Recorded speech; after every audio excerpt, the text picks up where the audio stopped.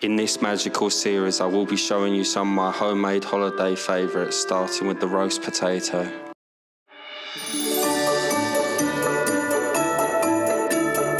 For this seasonal sensation, you will need a great roast potato such as the humble Maris Piper. A very British ingredient like this grass-fed beef dripping here is absolutely outstanding for that golden crunch. There is something about extra virgin olive oil and beef dripping which makes the perfect roast potato. First stage is to start by peeling your spuds.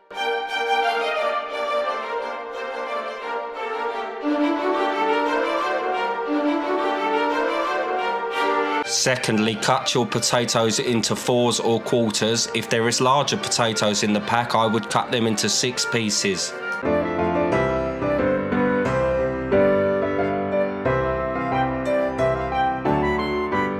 Next, rinse your potatoes under the cold tap until the water runs clear. This will remove most of the starch for a crunchier potato.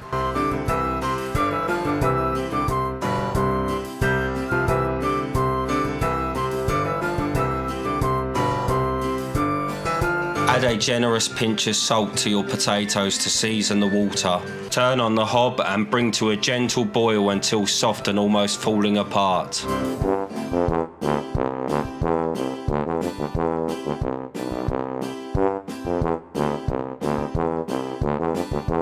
Next, allow the potatoes to steam dry. This will form rough edges which will allow the oil to be absorbed for that crunchier potato.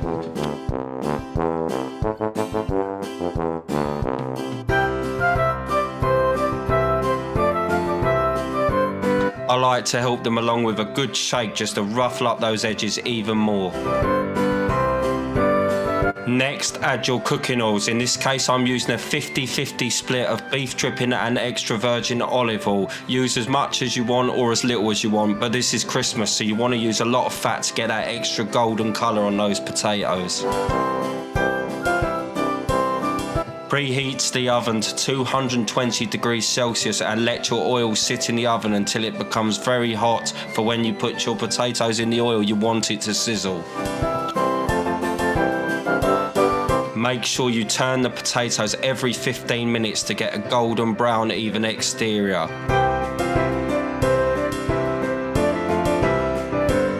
After 1 hour and several turns of the potatoes, this is what they should look like. Check out that exterior, that golden brown colour. That only comes with beef dripping and extra virgin olive oil.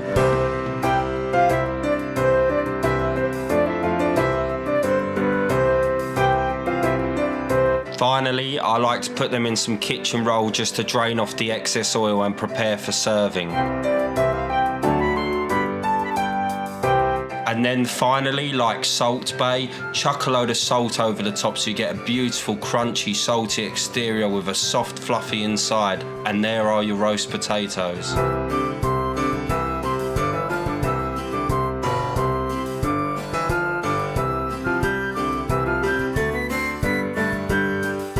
Thanks for watching, guys, really appreciate it. If you'd like to subscribe and share this video, it will be very helpful for me. If you want to see more healthy supermarket tools and healthy recipes, please subscribe yet again, and Merry Christmas to you all. Thank you very much. Welcome back, guys, to part 2 of the Christmas series, and in this part we will be making the ultimate leg of lamb.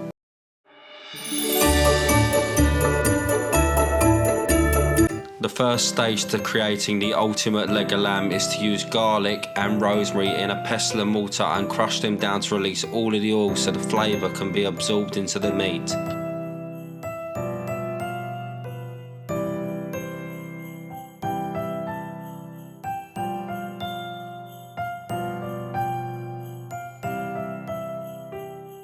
Add extra virgin olive oil to soak up some of the oils released from the rosemary and garlic. Give that leg of lamb a good rub to penetrate all those wonderful rosemary garlicky flavours.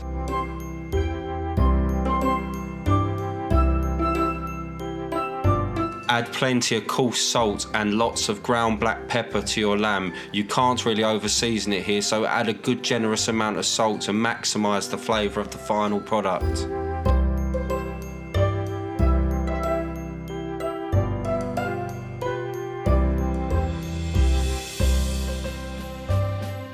I want this lamb to be medium well done, so it's slightly blushing, so I'm going to set my thermometer here to 55 degrees as it will gain 6 or 7 degrees during the resting process.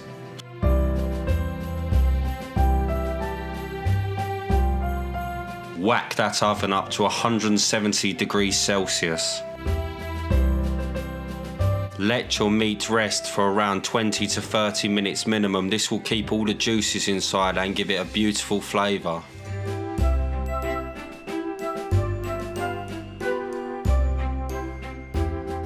When the meat has finished resting, use a sharp carving knife to carve the meat. This one here has a beautiful outside which is well done, but is slightly pink in the middle, just the way I like it.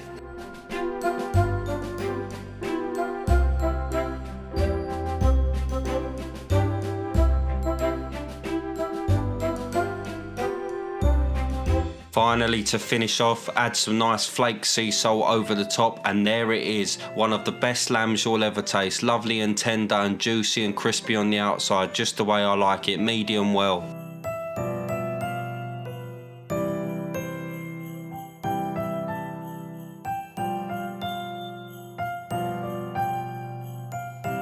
Thanks for watching, guys. I really appreciate it. I hope you subscribe to my channel for more content and that you like my videos and share them. Merry Christmas to you all, and thank you very much for watching. Hello guys, and welcome back to episode 3 of the Christmas feast, and in this episode I will be showing you a beautiful roast chicken with sage and onion stuffing.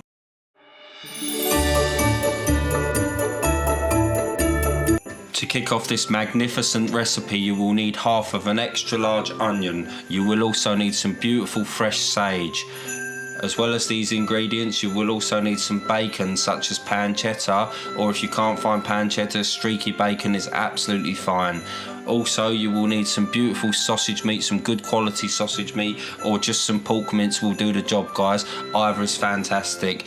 And finally, you will need butter to make those onions beautiful, buttery, golden brown. Start by whacking a nice big knob of butter into your pan. Remember not to burn the butter, so do this on a medium heat. Peel and chop your onion ready to add to the melted butter.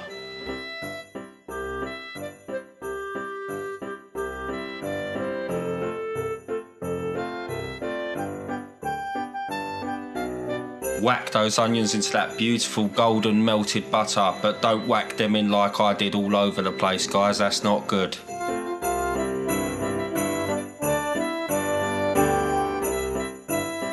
These beautiful golden caramelised sweet onions are just about ready to cool down now. So whack your onions to one side and let them cool down before adding the sage and sausage meat to your stuffing.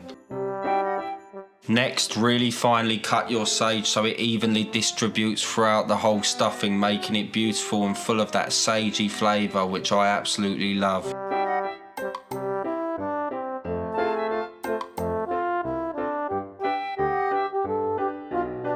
Finally, chop some bacon or pancetta to give it that beautiful salty bacony flavour.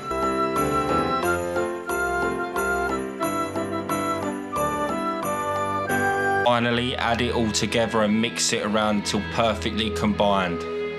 For this recipe, I will be using this chicken here. This is a large chicken, 2.2 kilograms from my local butcher. I will be using this spatula here on top of the breast to loosen the skin. By doing this, this will allow me to stuff the bird more easily and get more stuffing inside the breast. Without this, the skin will be quite hard to push to one side to get the stuffing under the skin.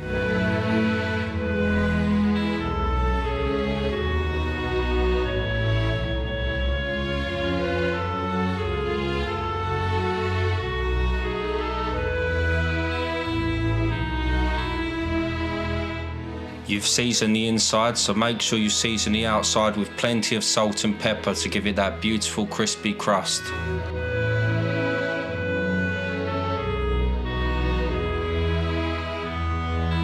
You should get one of these thermometers on Amazon. They're about £10. They're an absolute godsend, and they make sure everything is perfectly cooked and juicy. For this particular chicken, the recommended USDA safe temperature is 74 degrees Celsius, so I'm going to set my thermometer for 74 degrees Celsius. I'm going to use my Ninja Speedy for this recipe. This is a great device which cooks things very quickly. So I'm going to turn it on and I'm going to set my temperature and my time. In this particular instance, I like to start my chicken slow and heat up later. So I will start with 150 degrees Celsius and I will cook the chicken for 30 minutes just to start with. And then for the rest of the time, I will up the temperature to crisp the skin. 5 minutes has now passed and the temperature is rising very quickly, so I'm going to stop it here and I need to crisp up the skin. So I'm now going to up the temperature to 220 degrees Celsius for around 10 minutes to start with, and if it needs additional minutes I will add them. You can't go wrong with these thermometers, it will beep when the chicken is ready. Here it is, a delicious chicken, well cooked, beautiful and juicy on the inside, crispy skin on the outside. The stuffing is absolutely fantastic. I prefer meatier stuffing, but feel free to add breadcrumbs, cranberries, chestnuts, anything you want. But I wanted this stuffing to pretty much be for most people. That's why I did not include those things. But this is very simple, very effective and tastes as good as anything else.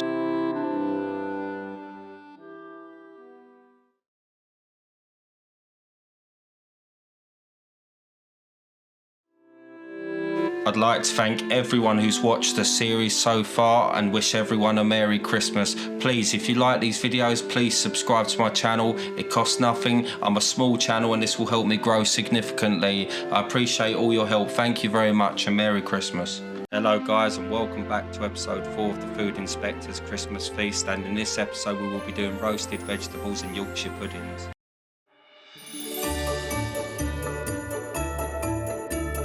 The wonderful vegetables you will need for this recipe will be carrots, followed by parsnips, and finally we will use the beautiful Brussels sprouts, whether you love them or you hate them. Some people love them, some people hate them. Start by cutting and peeling your vegetables. You want your vegetables to be in large chunks so they roast properly. If you cut them too small they will burn very quickly.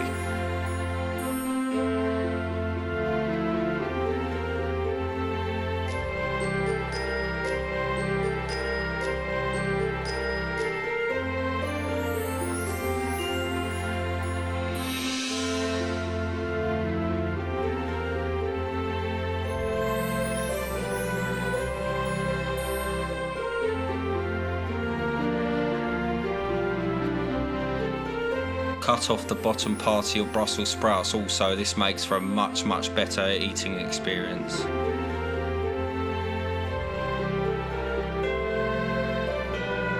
For this recipe I'm going to do 2 trays. One is going to be more basic than the other. The first one is going to use extra virgin olive oil, salt and cracked black pepper only. It's a fantastic recipe. It makes the vegetables taste very intense and roasted. And the second recipe is going to include butter and honey.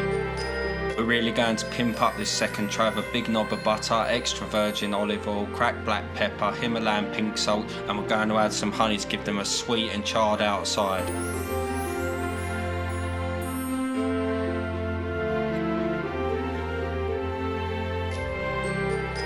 Whack them in a preheated oven which is 220 degrees Celsius for around 40 minutes. Make sure you stir them a couple of times throughout the process to get that even char on the outside.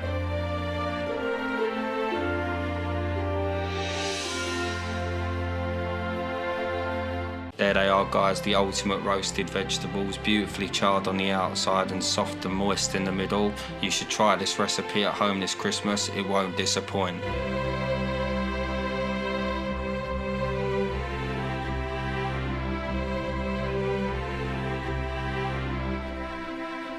For the Yorkshire puddings, I'm going to whisk 2 eggs into 100 grams of plain flour, and then I'm going to add 100 millilitres of milk to that after I've whisked the eggs into the flour.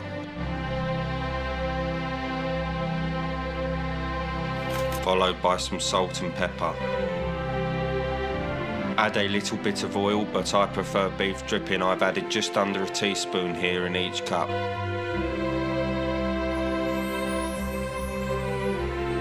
I've preheated the oven to 180 degrees.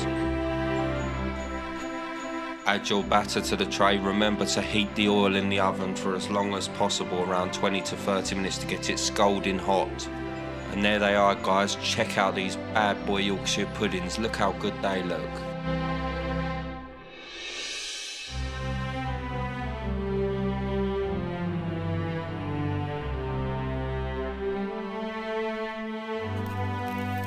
Here's the proof of the pudding, guys. Crunchy on the outside, soft and light on the inside, the perfect Yorkshire pudding.